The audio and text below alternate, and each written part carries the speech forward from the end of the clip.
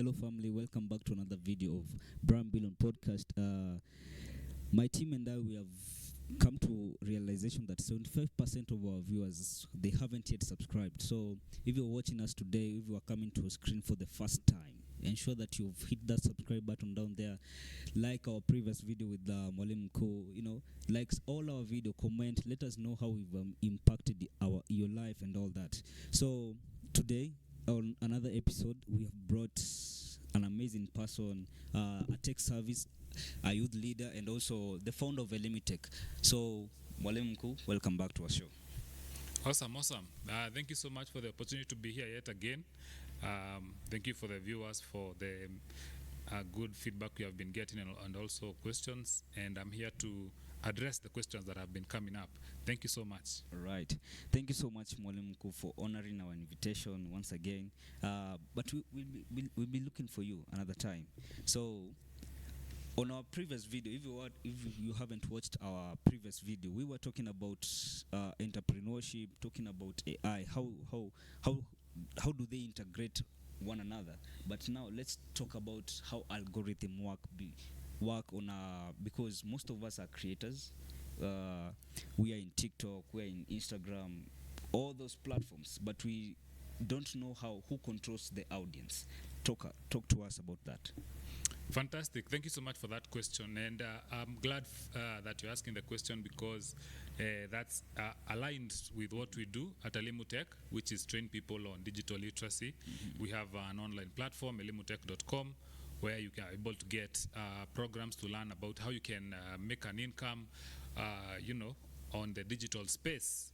And there are so many opportunities that exist there. Mm-hmm. But it's good to go back to the foundation where we talk about how it all works. Yeah. And that's where the algorithm comes in. Mm-hmm. So how this algorithm works, it might sound very complex, as a term by itself. Okay. I know even in high school we used to learn about, I don't know if you learned about algorithms in high school. In maths. Very complex mathematics. Very complex. Yeah. Very complex indeed. But now when you look at it in the context of social media and the digital space, yeah, it's more about training these platforms on the preferences of the audience. What I mean by that is, when you look at social media, let me first use social media as an example. Mm-hmm. I don't know if you have been in these conversations where you get community leaders or pastors or people in government saying that social media is just, a waste of time because it's just bringing or rather showing bad behaviors, mm-hmm, people dancing in skimpy clothing, etc. Mm-hmm. And quote unquote things that waste more of wasting time. Yep. I don't know if you have heard people saying that. We have heard, and also it tends to affect most of the countries because they are banning Facebook. Let's look the likes of Uganda. Yeah. They don't have Facebook, etc., etc. Yeah, exactly. Mm-hmm. So it's because these people are misinformed. Okay. If you go to my social media, mm-hmm, and see the kind of content that comes to my social media, and do a comparison to the next person, mm-hmm, you will see there is a very clear difference. Why? Okay. Because these platforms usually give you content based on your what that social media has learned about you. Okay. Right, yeah. So, what is the content that you interact with? Mm-hmm. What are the videos that you like? Okay. Okay. Yeah. Like let's say you're on TikTok. Okay. Mm-hmm. Yeah. When you see a video, mm-hmm, and then you spend a lot of time viewing it, like maybe you're watching it up to the end of that video. Yeah. You are liking this video. Mm-hmm. Maybe you are bookmarking it. Yeah. You are doing some comments on that video. Yeah. When you are doing that, mm-hmm, you are training this TikTok algorithm that you like this kind of content. Oh, you see? That's what we want to consume. Yes, this is what you are interested in. All right. So like, for example, if you see your videos are only about football, you know, it's just bringing you football, whatever. Yeah. It's because TikTok has come to learn that when we give you, or rather when we present a football video to you, you usually spend more time on this video. So based on those activities or actions, you train TikTok that this is what you prefer is to give it to give to you. Okay? Yeah. And it even goes beyond just liking videos. All right. And commenting, because sometimes it's even cross-platform. Okay? What I mean by that is you might go and search for something on let's say Jumia. Okay. The e-commerce platform.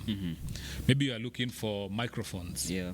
Then when you go back to Facebook, you start getting adverts about microphones. Oh, they are learning, they are listening. Yes. It's cross-platform. Okay. Because what happens is Jumia as a platform is extracting your data. Not even Jumia really, but the browser that you're using. Maybe you're using Chrome. Maybe you are using Phoenix browser. Maybe you are using Firefox, Mozilla browser. Yeah. So the browsers are also extracting your data that Brian usually searches for these kinds of things on the internet. Okay. So that is data. If you have gone to our website, you will see that website tell you some terms and conditions. Do you agree? Then it tells you manage cookies, accept all cookies. Have you seen something like that? Yes. That's true, yeah. The first cookies, man. Yeah, so what are cookies? I don't know if people understand what cookies are. Teachers. Because some of my students usually think it's the kind of biscuits that are called cookies. Okay. Now, cookies is more of your digital footprint. You see, when you have dirty shoes and then you start walking on this floor, you will leave footprints. That's true, yeah. Right? So somebody else can know the direction that you are moving in based on the footprints that you are leaving. Right? Yeah. So when you go on the social media and on the online on the online space, it's now the equivalent where when you search for something, that is a footprint that you have left on the internet. That you have gone and searched for cheap microphones in Nairobi. That is a footprint. Okay, yeah. So you have told Google, Phoenix, whatever, that you are usually interested in these kinds of things. So that is also part of training this algorithm. So I'd like to tell the people who are watching us, and actually the people who are on seats of influence, maybe even in the church, that it's not that social media is bad, okay? It's based on your preferences. So if you go and like football videos, TikTok is going to give you even more football videos. Okay. It's not going to give you something different. Okay? Yeah. If you go like in political videos about politics, it's going to give you even more political video. It's not that it's bombarding you with quote-unquote time wasters or nonsense.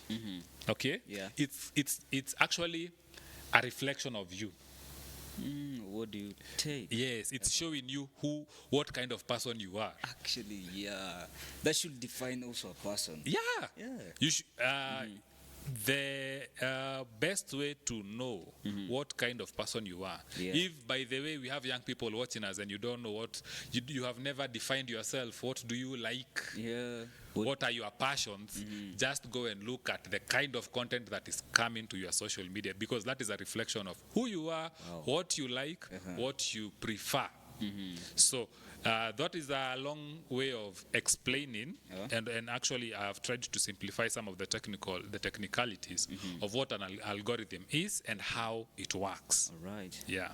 That's a super amazing revelation about what you consume in TikToks, Facebook, Instagram, all those type of reels that you get. It defines you. That's a revelation, a powerful one. You know, now let's move to creators. You are a creator yourself. All of us are creators out here. What determines how your video is going to be pushed to many people. Yeah. That's a very good question. Before I answer that, I would like also to maybe do maybe to close the previous question with saying that social media is more like it's like food. Okay. Yeah. So what nutritionists usually tell us is you are what you consume. That's true. Yeah. So if you consume a lot of junk food, the implications of that are going to manifest. So if it's a matter of diabetes, it's a matter of gaining weight, skin conditions, that will come with what you consume. If you're a consumer of healthy foods, it's going to show sooner or later. In your skin, in all this. It's the same thing with social media. If you consume things that you know at the back of your mind and the depth of your heart, you know this is not something that is improving my life in any way, that consumption is defining you as a person. Okay? And as human beings, we usually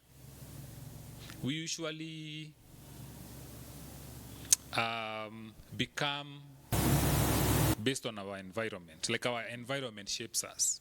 And social media has become part of this environment. So if we are exposing ourselves in things that are not really helpful, I think that's something that we need to really look at very closely and very honestly. And the good thing with social media is that it's not a very big thing to change. But if you want to reset, this is not something that is impossible to reset even the algorithm.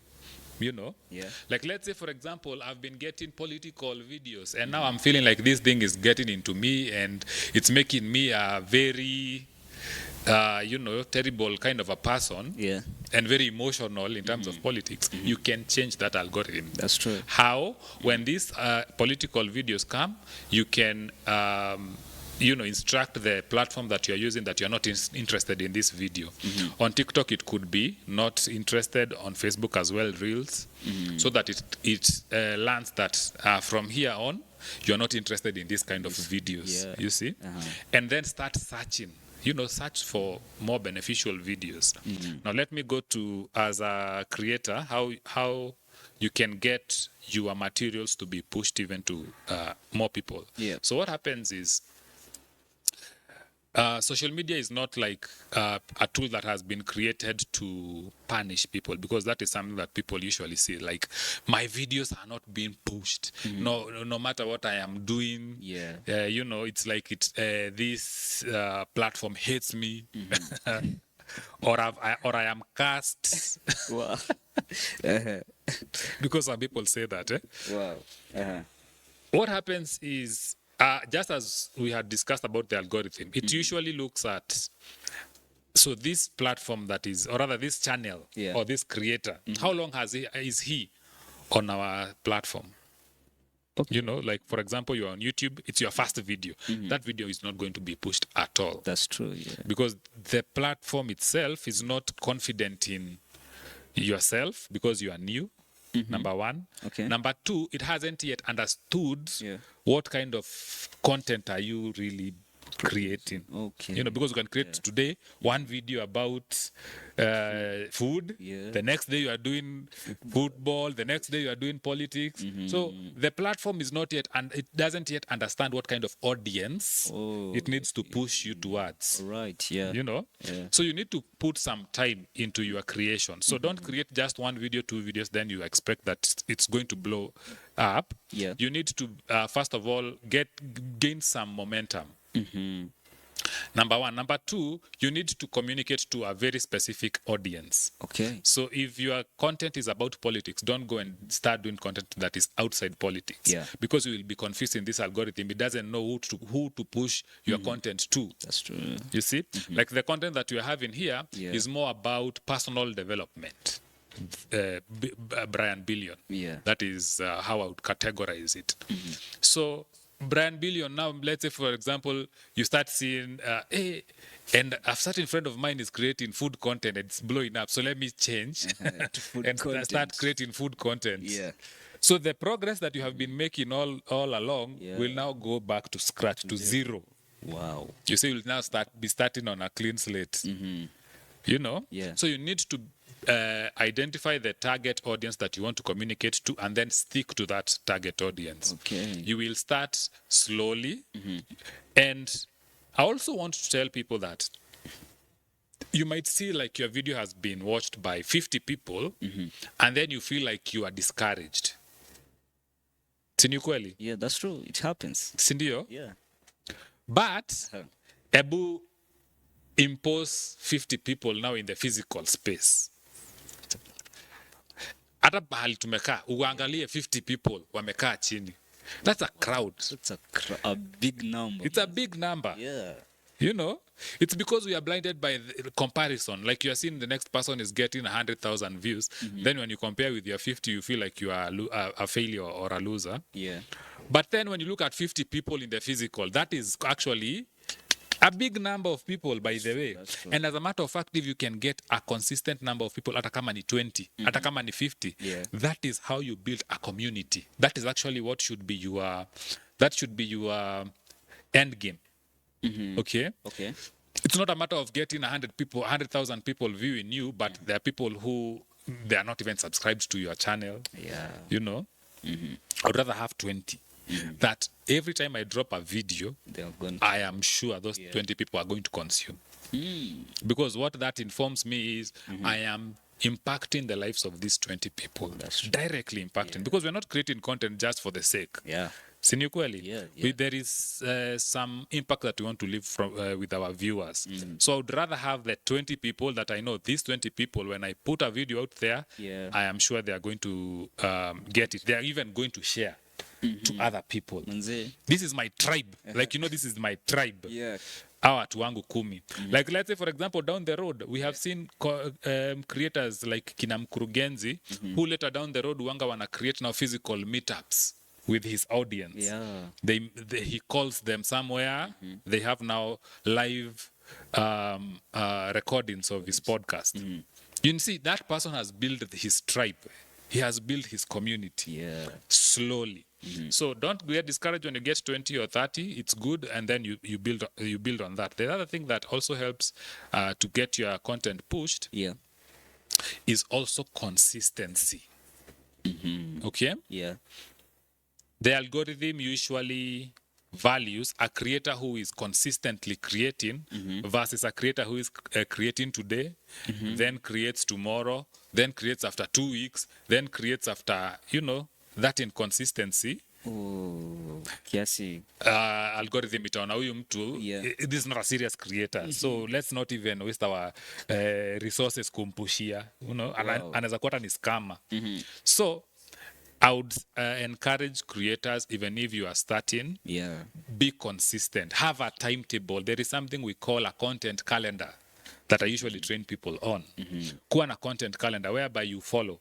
On Monday, I'm creating content on this. Tuesday on this. Wednesday on this. And then and actually, you can even go and be even more specific and say, my content will be dropping at this time and on this day. So that even your audience, when you wana kufollow, wanajuanga, on Monday nikiingia kwa YouTube, niko sure kuna episode inaingia Brian Billion podcast. Unaona? So wanakuwa na hiyo pattern that wanajuanga on this time kuna kitu yenye ina drop, and that is also going to be helping you on the algorithm because now the algorithm will start seeing you like a serious creator, and it will start pushing your content to more people and more people and more people. That's how it works. Wow. Yeah, that's so amazing. But there's this creator that once asked me, aliniambia this morning, akaniambia, Brian, ensure that today you've asked this question. Yeah. So I'm going to push the question to you because you are more professional in that area. So who controls your audience? Who controls the audience? That's the question. There is no one who controls the audience. Okay? Yeah. You actually can't control your audience at all. What you can do is to create content targeting a specific audience. Okay? Yeah. It's like asking when you go to the lake and you want to fish, who controls the fish? Oh, yeah. Uh-huh. You can't control the fish. Si ni kweli? That's true. But as a good fisherman, Uh-huh. what you should focus on is knowing where the fish are. Okay? Yeah. Number 2, know how you are going to create a net. You know, are you going to capture this fish using a net? Are you going to capture this fish using a fishing pole? Yeah. Okay.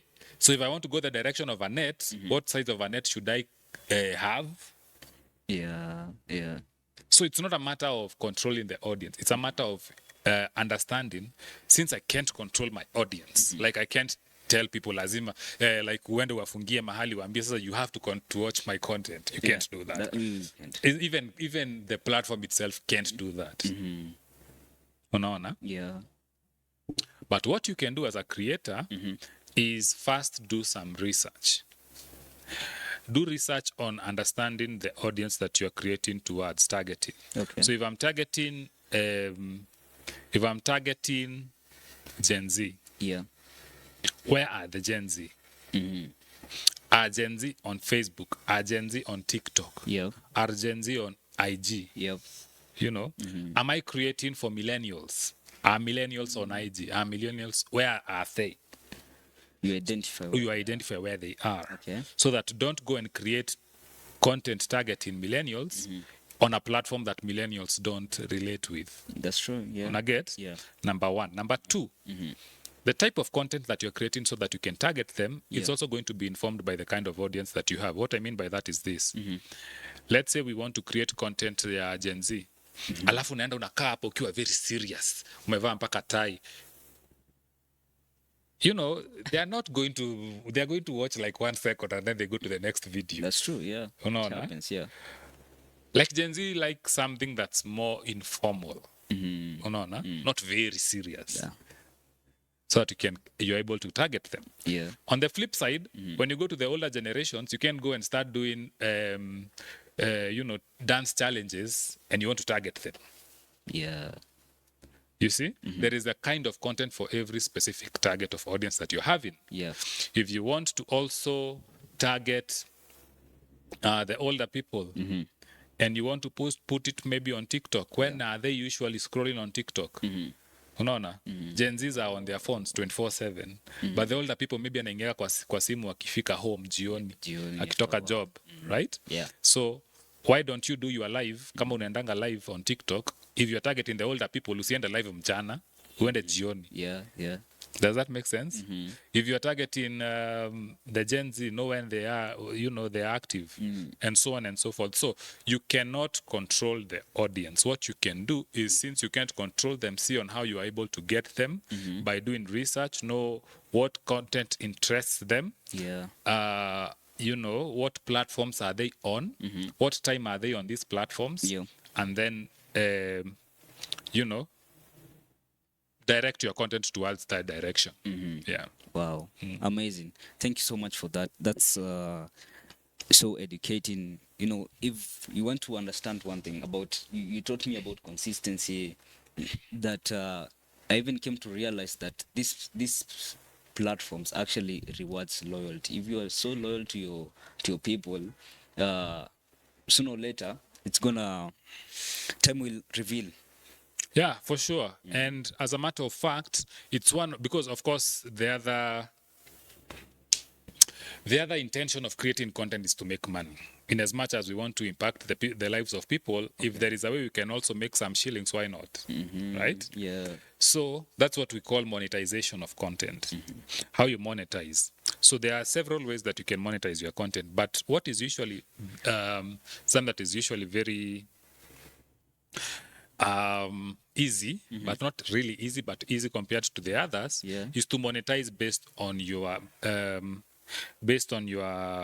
audience. What I mean by that is, as you're saying, when you're loyal to your audience, you create a tribe. That's true. Okay? People who follow you religiously. Like ukiwaambia, by the way guys, leo tuende kwa page ya Mwalimu Mkuu tumutusi. They are going to do that. They are loyal to you. They are loyal to you. Uh-huh.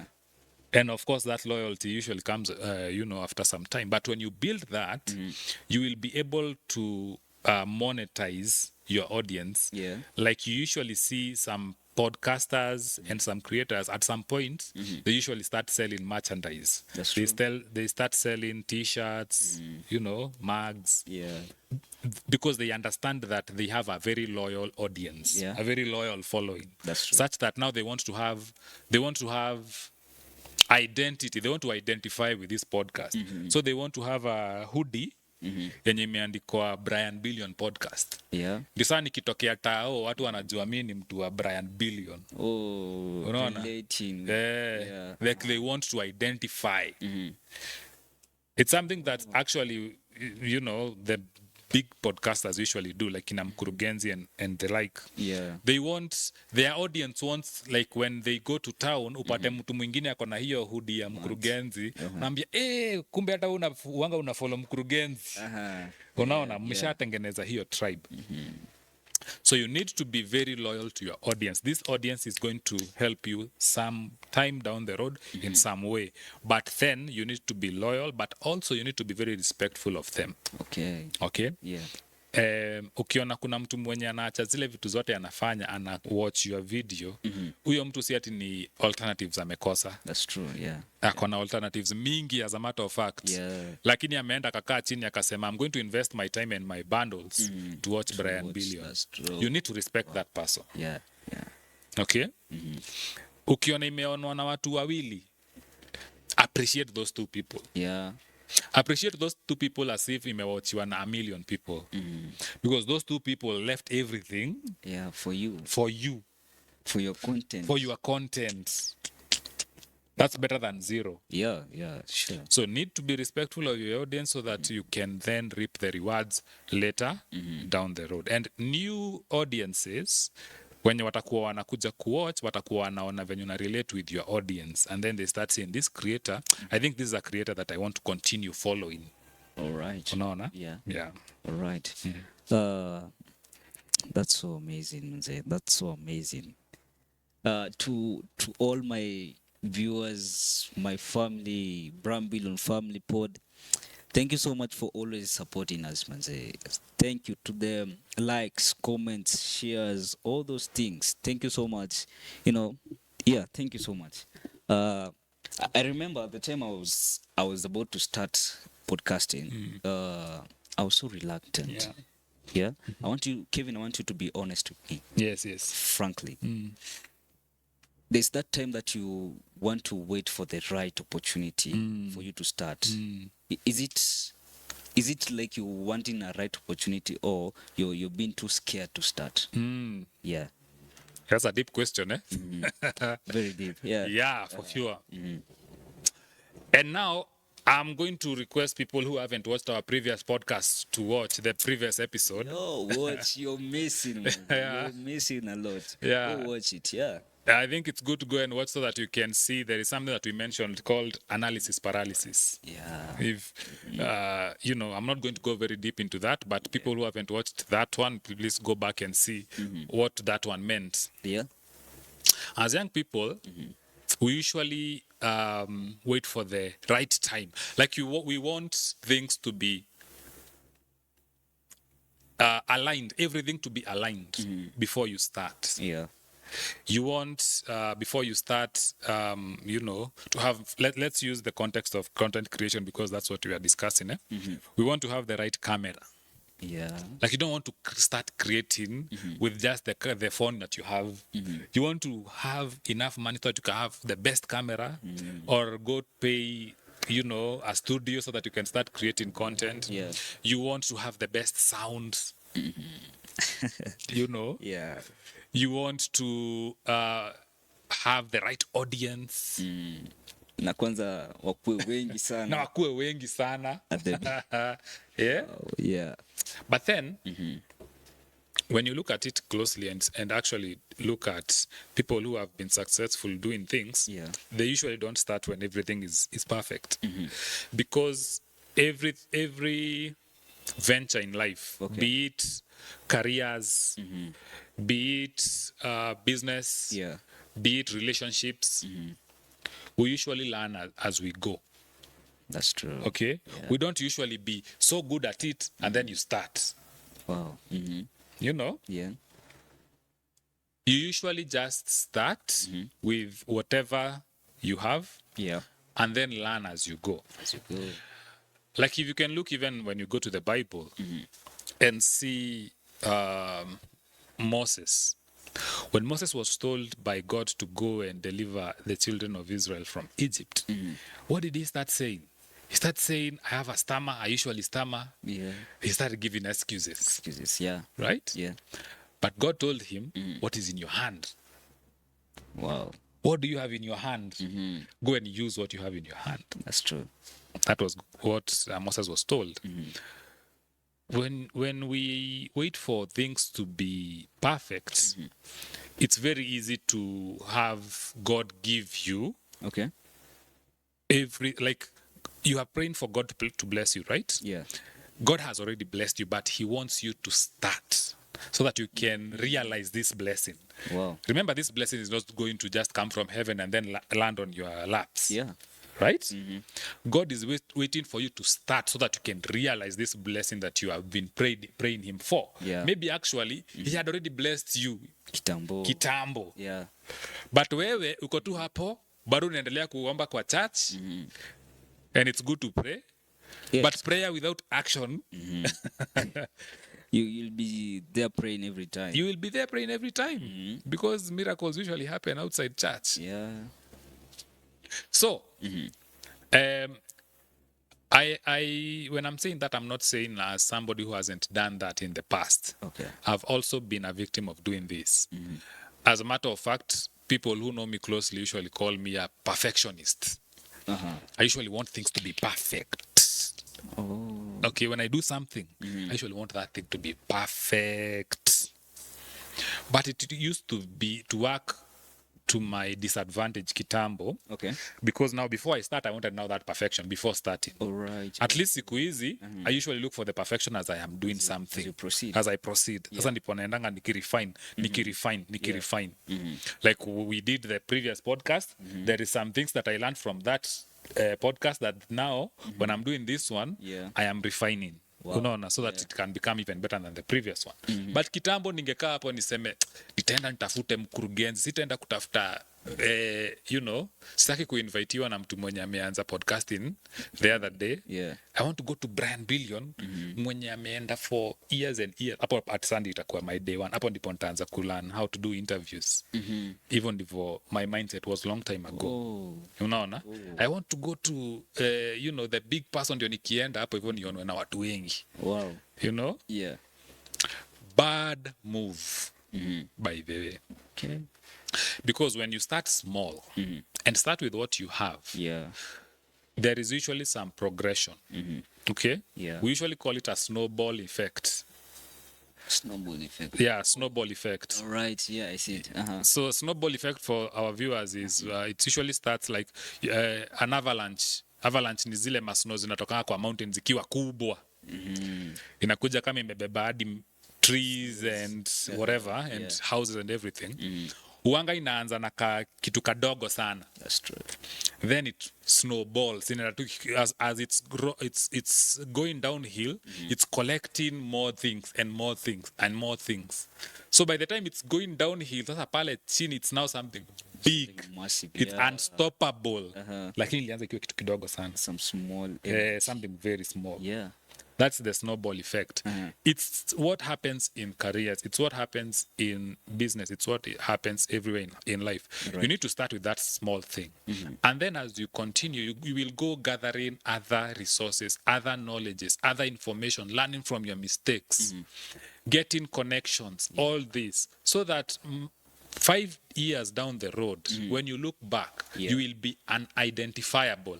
Like ukiangalia mahali ulikuwa na mahali uko in the next 5 years, it's like two different people. Because now down the road kuna vitu mingi zenye umefanya.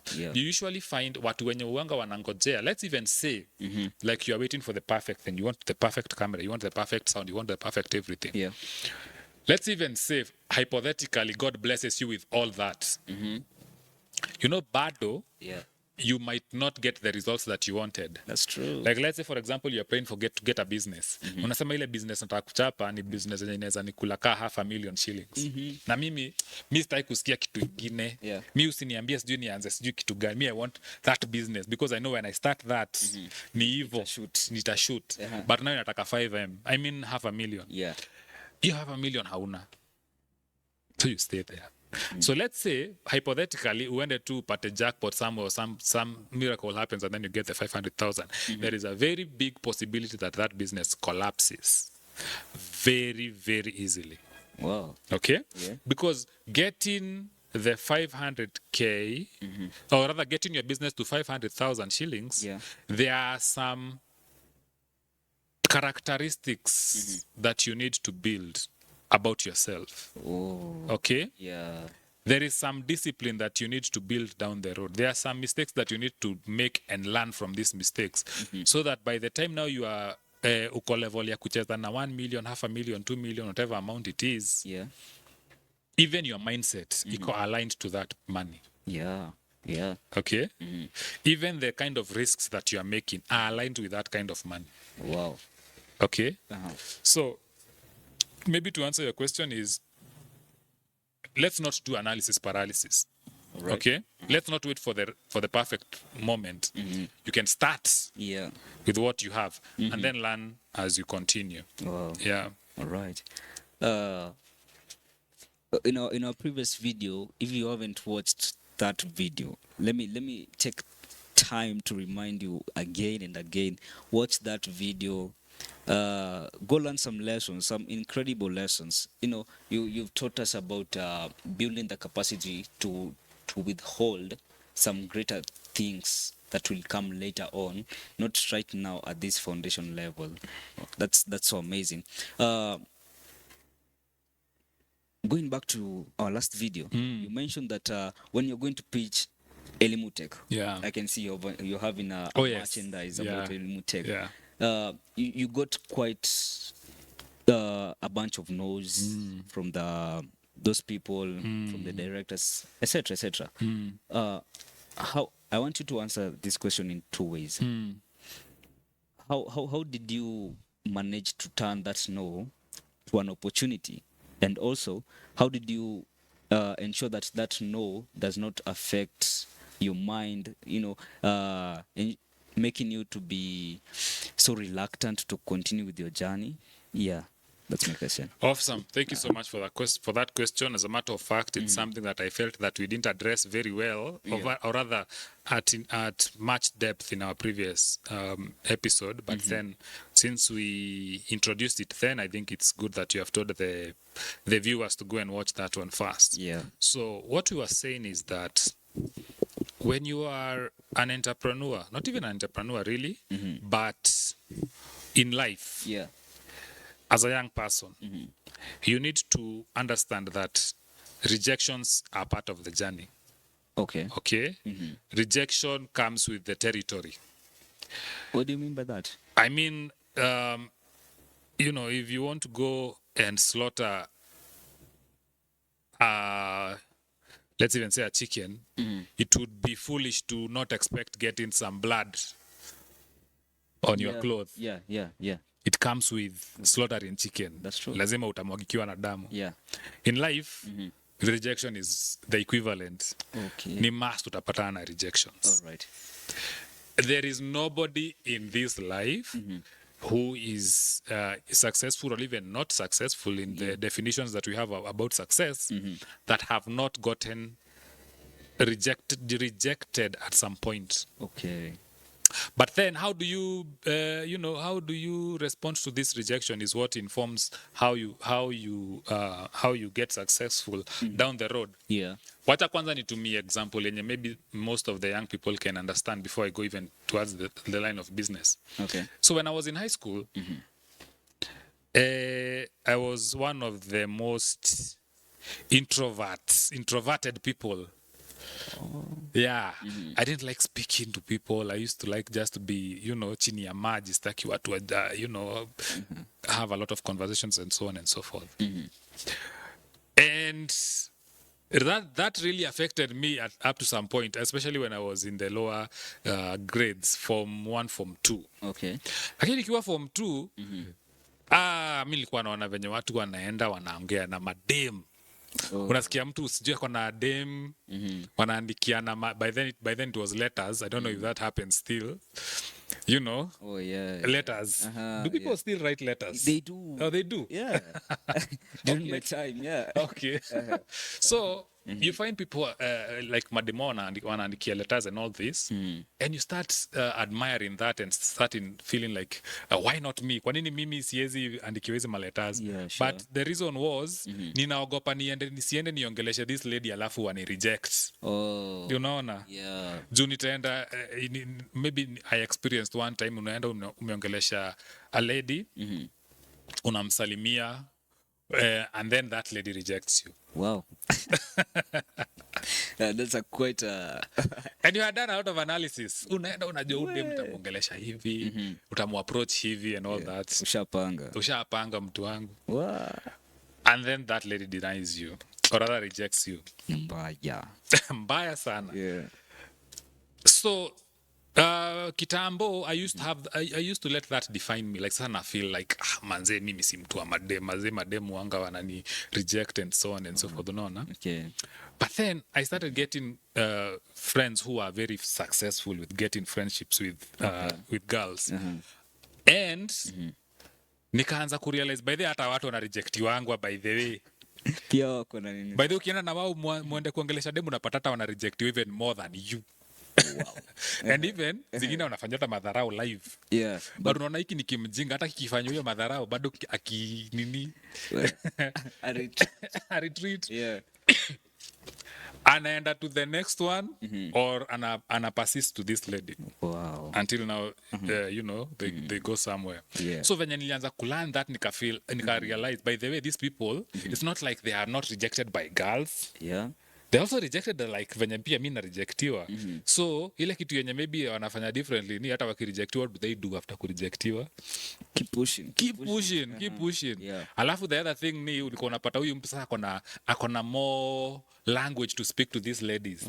Juu ameongelesha huyu akaona venye huyu ana react. Yeah. Akalan kitu akaenda akaongelesha ule, na mimi siambii watu waende kuchokoza wade. Yeah. That's not the message here. I'm just giving them a history. Now, when I picked that, you know, lesson, Yeah. I started to implement it. Right? You know, nikaanza kufeel. By the way, there is nothing that the worst that can happen is for this girl to tell you no. No, that's the way. Worst. Yeah. Unaona? Yeah. By then, wale watu wenye walikuwa wanaingiza madem box, nikifikiria, Yeah. walikuwa ni madem wako na sideburns. Unaona? Yeah. Mtu ananyolewa ka sideburn kanafika mpaka hapa hivi. Sasa mimi nilikuwa naona hivi nasema mimi sina sideburn. So mimi siwezi pata madem. Oh. Unaona? Yeah. Hadi nilikuwa naenda sasa mimi sina sideburn. Nilikuwa nafikiria nikifika in my 20s hata ndapata ka sideburn, and my viewers Up to now. My viewers, sorry to say, I'm still waiting.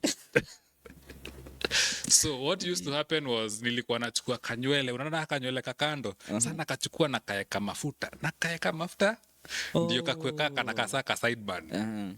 Alafu natembea hivi ndio wao. Well, that was the wrong move. Because it wasn't about sideburns. Definitely.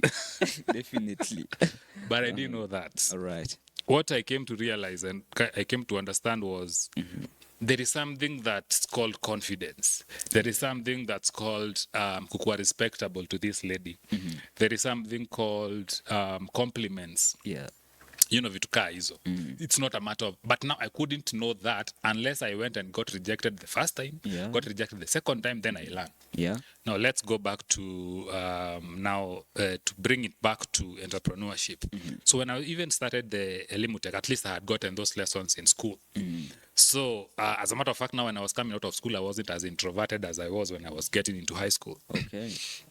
So I used to strike conversations with people very easily. And when I was striking these conversations, it's not like I was striking them to get to business. Yeah. You know, it's just that it's something that was very easy for me to do. All right.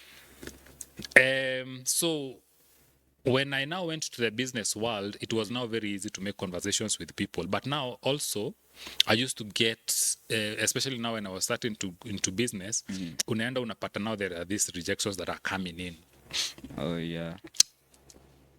The advantage with me is that I had already learned about rejection and the fact that that rejection does not define you. Yeah. What happens is that rejection should teach you something, you know, and see what you can change, what you can improve.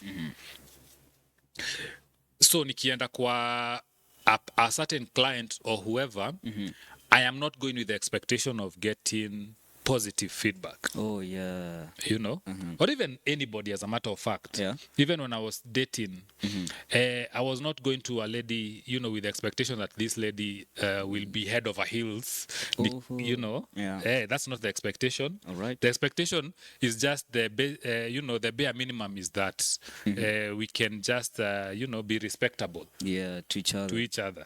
You know, the bare minimum. It's not like ni lazima akubali. Oh. Unaona? You know, even when you start having relationships and then maybe it goes the other side, it's not like ni lazima mkae, like ni lazima akae na wewe. If at all she feels like it's not something that can work, Yeah. well and good, let's be respectable. Let's be friends. We can help each other down the road. You know, cheers. Yeah. When you go even to business, it's the same thing. Like you will go and get somebody and then you pitch and then they tell you no. Let that not be like huyo mtu hajakutusi. Yeah. Unaona, akikwambia ati this product does not work to me, work for me. Yeah. Hajakutusi, you know, amesema tu opinion yake and preference yake. This one is not something that I want. Yeah. You know. Okay, fine. What can you do so that you can maybe transform this now into an opportunity, as the question had come? So, first of all, it's good to understand, even when you're going to clients, don't go to your client with the mindset of extracting money from this client. All right. Okay? Yeah. Even to your viewers and subscribers, we don't want to extract money from them. We want to create a relationship with them. Yeah. Right? Even clients, we want to create a relationship with our clients, with our customers. If that results in us getting money, well and good. Well and good. It's a result. It's a result, you know. If it doesn't, at least I have a friend. Yeah, we know you, man. Yeah, you know. Yeah. Tunaweza saidiana at some point in a different place. So now think of it like that. When you're approaching your client, when you're approaching people, when you're even speaking to people who are watching our podcast, we want first to create a relationship with them. So when you go with that, at least hautakuwa na hata akikwambia no. You see, this is a friend. Like even your friend, ukiweza enda umwambie you want something from them, akwambie no, hajaacha kukuwa your friend. He's still or she's still your friend. Yeah. That's the thing. When you go to a client, the focus should be the relationship. Oh. It's not the money. It's the relationship. Building that relationship. Yeah. Because I had said in the previous podcast, that relationship can result in some opportunity down the road. Kwa sababu anaweza enda apate nao kitu yenye in align with what you do. You know, down the road. Yeah. And it can be even of a bigger value than he yenye alikurejectia. So maybe anaweza kureject juu ya kitu yenye maybe the value would be 1,000 shillings, but down the road apate opportunity yenye anaweza kupatia 1,000,000 shillings. You see? Wow. So what if when he rejected you in the 1,000 shillings, you went and became hostile, you know, ukadelete mpaka namba yake ukasema huyu mtu hanijui. Ukahadi mkamblock. Yeah. Anajiona nani? Ukamblock. And then maybe you used some harsh words. You know. Yeah. Actually, as a matter of fact, the client can even use harsh words to you. Yeah. In business, it's good to be the bigger person. All right. Okay, Yeah. you need this client than the client needs you. That's true. The client has alternatives. Yeah, akona choice. Mingi. That's true. Yeah. You need the client than the reverse. So hata akiweza kuwa harsh, quote unquote, Yeah. it's usually good to also learn or rather have communication skills so that you are able to bring the temperatures down. All right. Okay, hata kama amekuja na hiyo ubaya and all that, Yeah. you need to learn on how you can bring those temperatures down and see how you are able to convert this person. Hata kama hajakuwa bus customer, Okay. then let's be friends. Wow. You know, I remember there was a time I usually remember this story. Yeah. Wanga mpaka nacheka. I had gone to pitch to somebody. As a matter of fact, this somebody is not the client that I needed, but this person was the gatekeeper. Oh. Yes. Yeye ndo na control. Yeye ni ana control. Wow. Huyo ni anaweza ambia wa customer, huyo mtu nisimuone kwenyu. Na ikue hivyo. Wow. Yeah. I went and I'm not going to give any names, of course. So I went to his office. Yeah. And I found him very hostile. You remember the example that I had given in the previous podcast of somebody on the phones? Yeah. They are making calls, you know, as you are pitching.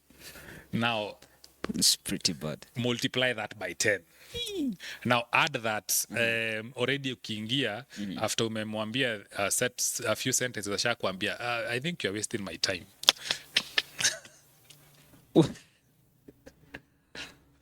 And that is the gatekeeper.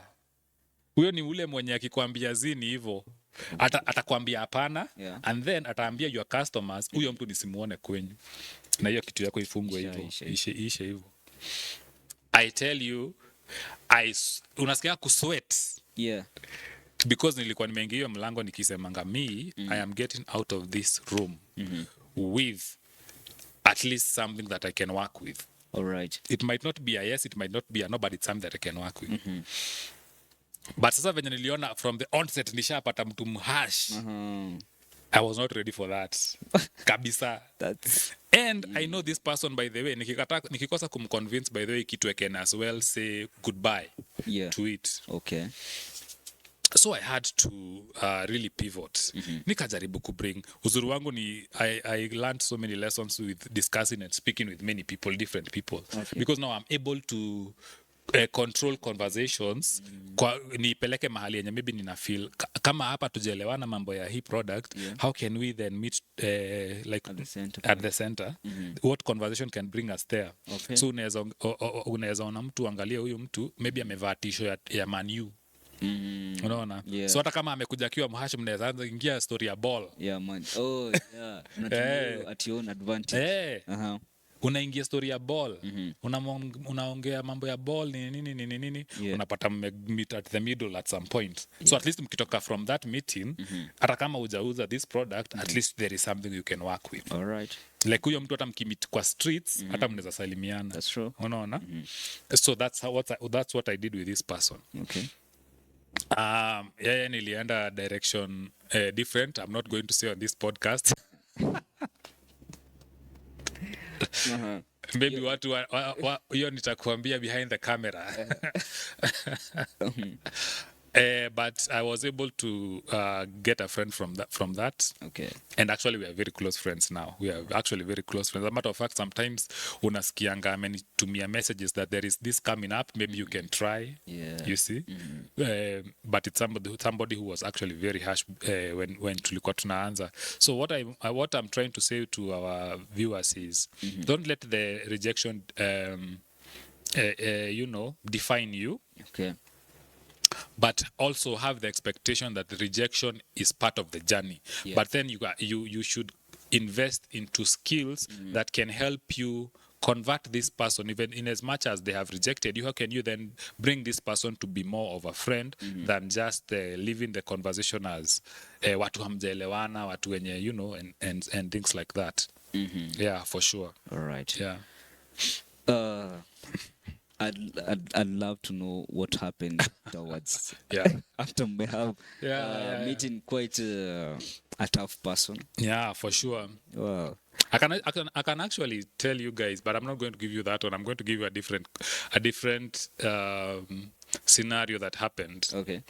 There was a time I wanted to get into university, All right. not as a student, but as a business person. Okay. I was not a student in that particular university, but there was a business opportunity that I had identified that I knew nikiingia hapo, Yeah. naweza make some money. Okay. So if you're not a student in a university, to make a business in that university, you need to go through who? President. Yeah, the student president, right? True, yeah. Now, nikaenda nikaongea na a few students, wakanionyesha student leader ni nani. When nilionyesha student leader ni nani, nilisikia tu hii kitu basi, acha tu niachane nayo. Mbona sasa? Ni vizuri tu niachane nayo. You know why? Yeah. This student leader, kuna wakati we used to live in the same estate. Okay. And in that estate, mi nilikaa mahali nikaona tu msichana mrembo akipita na nika strike conversation iko nini. Yeah. Na nikamuongelesha and we became very close. All right. We just became friends. And as a matter of fact, alikuwa ananisaidia kujua some information about the university, etc. Okay. Little did I know that this was the fiancé of the student leader. Wow. Yeah. And the student leader came to realize, now in his mind he thought that like I am trying to steal the lady from him. Oh, got you. Yeah, and he made me enemy number 1. Ulimwibia. Sasa ujua akikosana na demu yake, anafikiria ati sasa demu yake amekosana naye juu ya mwalimu mkuu. Oh. Alafu sasa nimeambiwa sasa ndio uingize hii biashara into this uni. Wow. Lazima uende through the student leader. Yeah. Sasa mimi venye niliona sasa nimekuwa hivyo nikajua sasa hapa ni kubaya. But I saw the opportunity nikasema hapana. Let me see on what I can do differently. All right. You know, if like Kabisa, it is impossible to make a friend of somebody, then you can see on how you can go umpite. Oh, yeah. So I had to go through the dean of students. Now I went a step higher. Because now the dean of students is higher than the student leader. Yeah. So I went to the dean of students. Na nikamwambia, now I couldn't go as myself because I'm not a student. Yeah. So I need to be friends with, for example, Brian. Alafu nione niseme, Brayo, tutaenda kwa huyo dean, then utasema business ni yako. Oh, okay. Unaona? Then ukiitwa meeting ndio uende explain your business uniite because now me I'm able to communicate well what this business entails. All right. So tukaenda kwa dean, tuka-explain, dean akabuy into it, na tukaambiwa tunaweza anza. Usione venye huyo student leader alishtuka ameniona hapo hivyo. And guess who was customer number 1? The fiancé or the leader. So, you know, quite a bad game. Yeah, but you see, in business and in life, it's eat or be eaten. That's true. Yeah. Yeah. By the way, in as much as we are saying that you need to be cordial and make friends, etc., you need to be very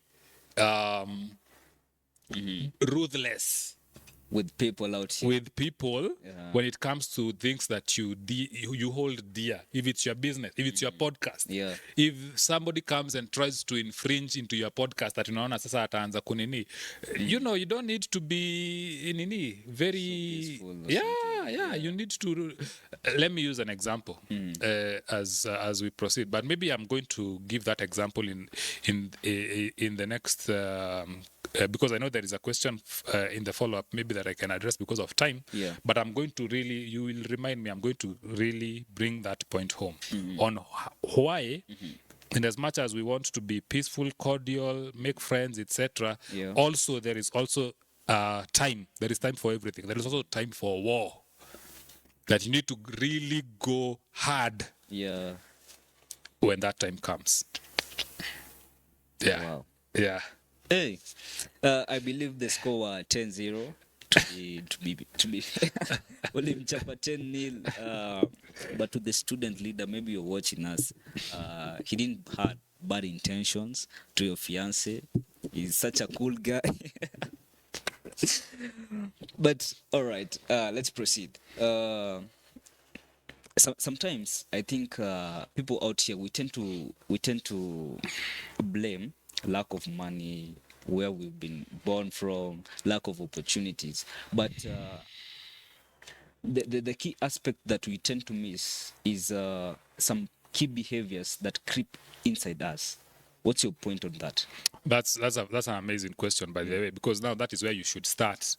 Even before you start experimenting on the business that you want to do, or creation, content creation, and etc. Yeah. The behavior part is where you need to start. Okay? Yeah. Because now that is what you are going to build on. That is the foundation that you build on, and as a matter of fact, that is what is going to help you even as you proceed. Yeah. There are different kinds of behaviors that we usually have, and they affect how we do things, how we do business, how we relate with people, how we relate with money, how we have relationships based on our behaviors, All right. based on our principles, etc. Like, there is something that I have been actually thinking very deeply of late. Yeah. It's something that's called the broken window theory. I don't know if you have heard of it. No, not yet. There is something that's called the broken window theory. And first of all, I'm going to mention what it is. Then I'm going to say how that one works into, or rather fits into our conversation. All right. So the broken window theory came from an observation that was made whereby, you see, when you go to an estate, Yeah. and then you find a very nice house with a very well done manicure, not manicure, what's it called? The gardening has been done very well. Okay. The fence has been done very well. There are flowers. Like, it's a very neat compound. Yeah. And then in the same estate upate nyumba ingine rundown. Yeah.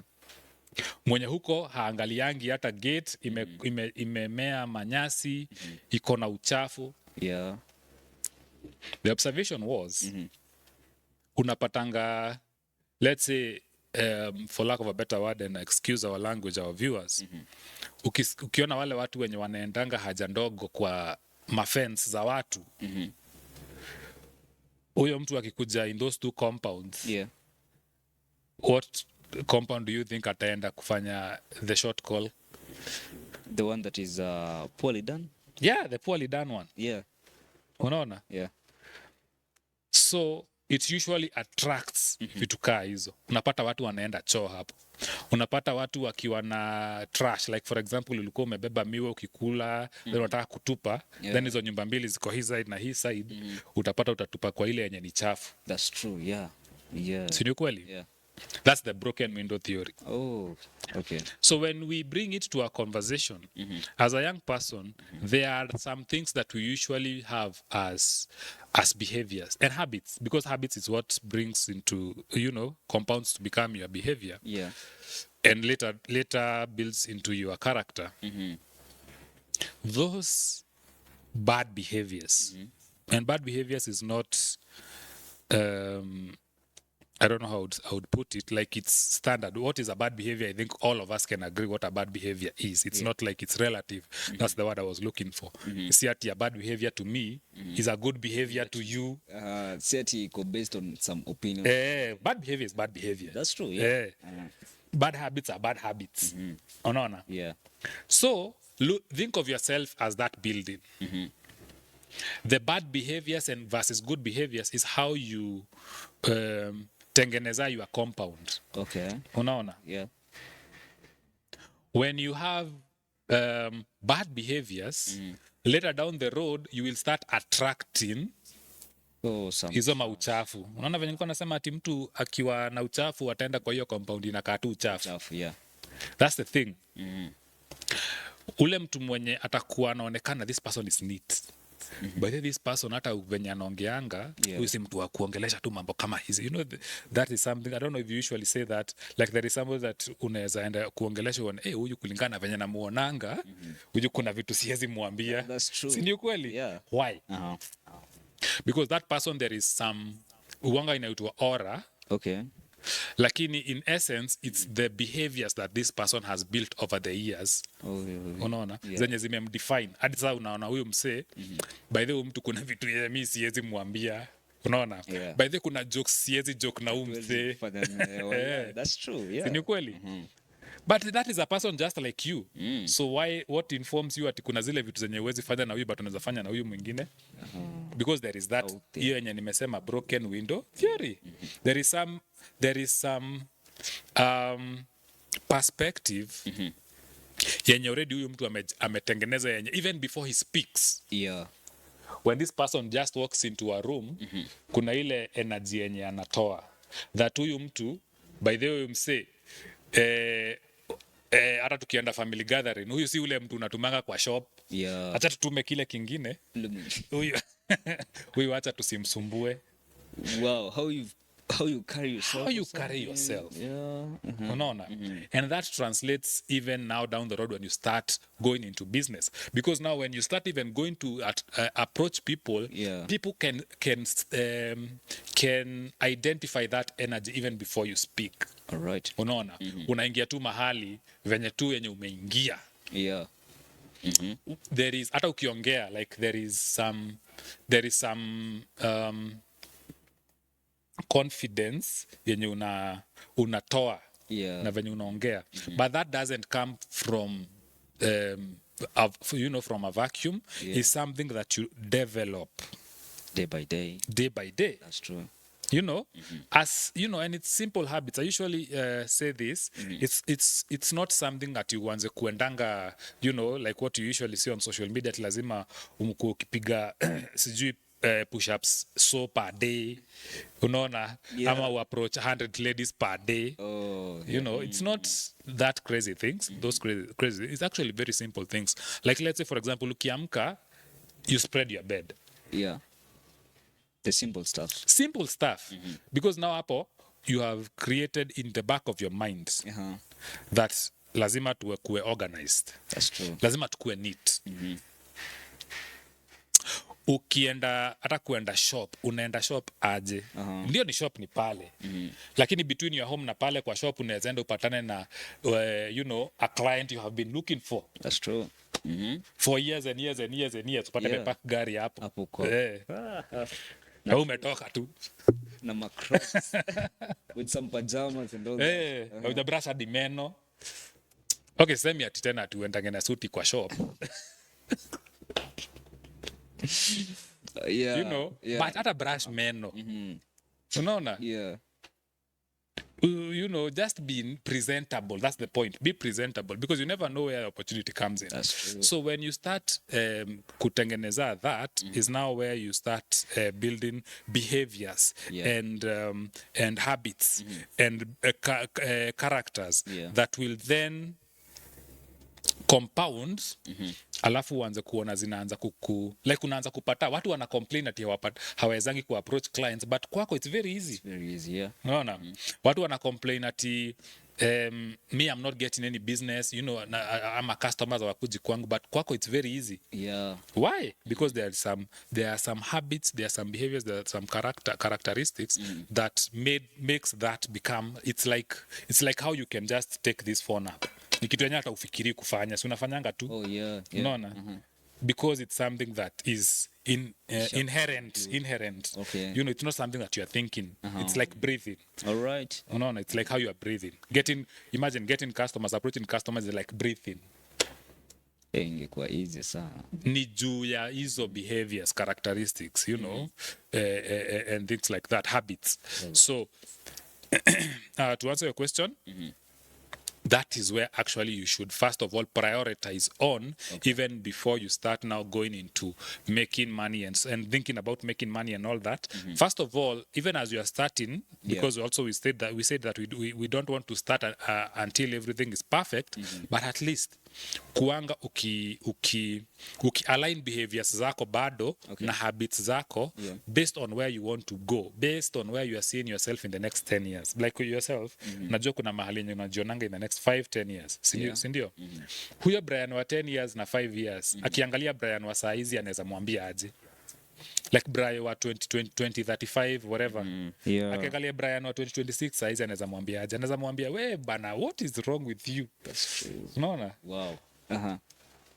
Ama anaweza sema, I'm proud of you. By the way, what we are today, now in the future, what we are is because of what you are doing now. What we are? What we are in 2036. Okay, yeah. Sasa huyo Brian wa 2036 anasema tumekuwa hiyo kwa sababu ya huyu wa 2026 Kenya anafanya. Oh, got you now. Una get? Yeah. So those two, what do you want that Brian to say? Ama atasema in 2036 asemange kile kibrayo kia 2026 ndikyo kilitu waste. Alikuwa tu kazi tu You know, life is so funny, man. It's now upon you to you know, to decide unataka huyo the future version of yourself aseme nini about the current version of yourself. Yeah. Wow. Yeah. You know, you've touched about, today morning I was actually listening to a book called The Power of the Subconscious Mind. How you train your mind, now it becomes like a behavior to you, involuntary exercise and all that. So, but we will come to that on the next episode. Our viewers, if you have managed to reach at this point, make sure that you subscribe, leave a comment, like, share, and all that, so that we get to learn, we get to bring amazing guests as Mwalimu, Mkuu. You know, there are so many things that are coming ahead. So yeah, the last question, I'm gonna put it in 2 in 1. I've noticed in life, when you start looking at opportunities, they start to, like, ni kama zinajitokeza tu hivyo tu, yeah. But when you're seated at home or something, I don't know if it has happened to you. When you're seated at home, nothing comes out. Now, and then once you find an opportunity, you find in the marketplace it's so saturated, or not only saturated, or it has already been taken by somebody else. Now, how do you do that as you wrap up?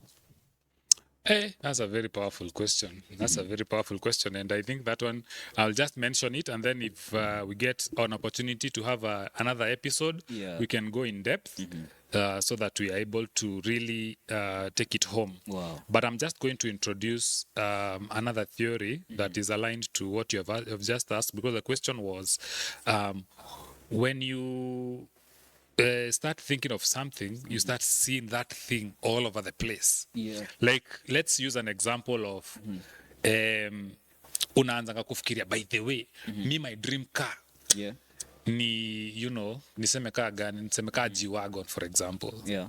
Before you say that, haujawai ona G-Wagon ya Ururu. That's true. Then after you say that, unaanza kuona ma-G-Wagon all over the place. Yeah. Unaona imekupita.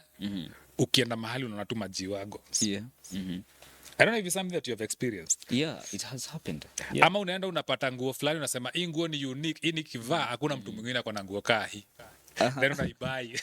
Then everyone. Then you start seeing, everybody is having this whatever. Yeah, it has happened. Yeah. It's something that's called the frequency illusion. Frequency illusion. Frequency illusion.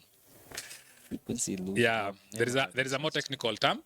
I'm going to share it so that you can put it maybe somewhere on the video so that they can also Okay. Sababu ya shida ya matamshi sitaitamka saa hizi. All right, okay. But the less technical definition is frequency illusion. So it's something that is subconscious. All right. Whereby when your brain usually gets a lot of information before the day ends. Like every day there is so much information that's coming to your brain. Yeah. Unaona?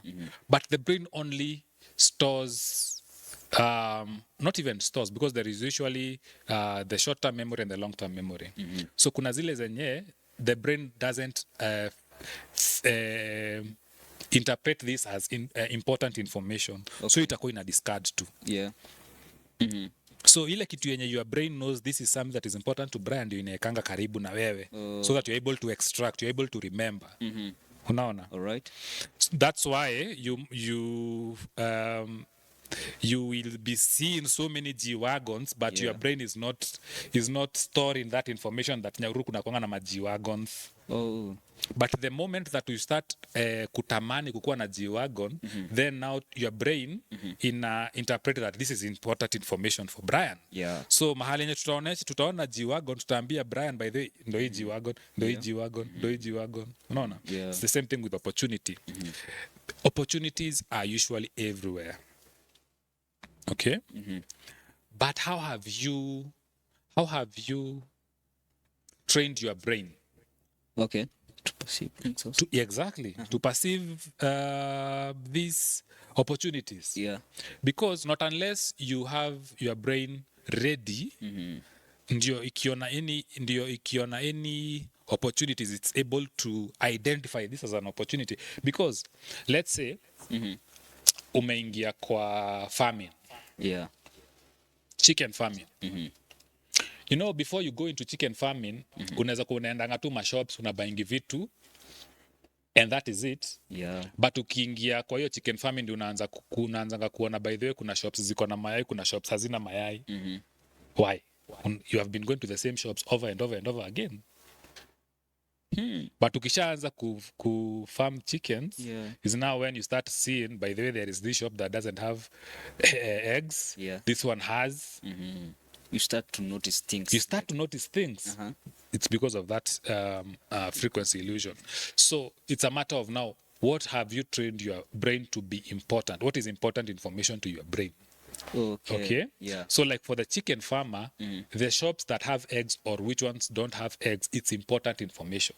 So kwangu who I'm not a farmer of eggs, that is not important information. So naweza kuwa naendanga tu hizo shops, ninaingia na ninatoka, and that is it. But to this farmer, because that is important information, atakuwa sasa ana identify hizo opportunities. Opportunities. Very fast. So you wonder, this person is having so many chicken, anauzianga kina nani? Yeah. Unaona, to you who has not seen those opportunities, it doesn't make sense. Like there are no opportunities, you know. But to him, because of that, you know, how he has trained his brain, those opportunities are all over the place. Yeah, sure. Unaona? Yeah. So it's a matter of then you now put it in your context, in whatever you do, in whatever business you do, in whatever career you are. Train your brain. Ndio, immediately that an opportunity comes in, your brain interprets that not just as irrelevant information, but as an opportunity that it needs to take advantage of, it needs to react on. Unaona? Yeah. Like when you go to a place, if, as we conclude, to somebody mwenye, like mmeenda function, there was a time I used to take my students for networking events. Okay. Because I usually train my students that networking is one of the biggest nitaita aje, shortcuts at success in life. Networking. All right. It's like a shortcut to success. And there are some skills that you need so that you become very efficient in networking. Yeah, at networking. So nilikuwa napeleka students wangu hizo ma networking functions, and originally ulikuwa unapata wao wanajua sasa nimeenda kupiga mapicha. Yanajua sasa ataenda ile place inakaa fancy, apige selfie, a post. That is what was important to that student. Yeah. So when I understood that, I knew that I need to train them on the mindset. Ndio wakienda hii networking, wasiende tu waone ni place inakaa kali wapige picha. That's true. You need to also identify watu unaweza network na wao. Yeah. Unaona? So powerful. Yeah. Sounds you know? So nikakaa chini na wao nikawa bring to that point in their mindset that tukienda hii place, ukiona msi anakaa hivi, ukisikia mtu amesema hivi, ukisikia mtu mwenye amedress hivi, amekaa a certain way, this is how you approach him, this is how you start a conversation, these are kind of icebreakers that you should be having, so that now tukienda kwa hiyo event, in their brain sasa, wakiona watu hawaoni tu watu. Wow. Unaona? Wanaona opportunities everywhere. And they run with it. So that is how I would put it. It's a bit of a summary because I know time has really gone, but Yeah. maybe we can cover it if time allows for another episode. All right. Yeah. I understand you have a very, very tight schedule. Yeah. I want you to promise our viewers you will be coming back on air to go. So that we finish about the frequency illusion. We understand what that is in depth. Yeah. Okay, fantastic. So I would, I'm not going to say it just freely like that. I'm going to attach some terms and conditions to me coming back. Yeah. I want anybody who has watched this episode up to this point to subscribe. Yeah. So if we have people subscribing, and then Brian confirms that at least we have some progress in the subscriptions, I'm going to consider. Wow. You've heard the terms. Those are such simple terms. Just hit that subscribe button down there. Ensure that we get more knowledge from these people. There are so many great people out here who have massive knowledge that we can learn from them. And ensure if you haven't subscribed to Mwalimu Tech page on TikTok, ensure that you go follow them, go check out what they are doing, go become their clients, yeah. And also, if you haven't subscribed or followed the Destiny Media page on TikTok, on that is YouTube, go follow them, check out what they are doing. They run a live streaming platform, so go support them. Yeah. So last message to our viewers as we wrap up. Well, to our viewers, I just want to say that we appreciate that you have been able to watch us up to this point. I know it's a big sacrifice to take your time to watch us up to this point. That's true. We really Yeah. appreciate that, and we look forward to be sharing. We would appreciate if we have the messages that have been coming in. Yeah. It's something that also informs us on how we can respond better to your questions. And thank you so much for the opportunity, Brian Billion. And we appreciate the good work that the podcast is doing in terms of informing the young people on mindsets and how they can be successful, so that they cannot make mistakes that the previous generations have been making. Wow. So looking forward to seeing if we can have the follow-up episode, and also even me watching even more amazing guests that are going to be you are going to be having. Yeah. Yeah. Yeah. Coincidentally, our today's episode happens to be "Why Are You Waiting?" So my question to you is, why are you waiting? Thank you so much. To our next episode. I'll see you in the next one.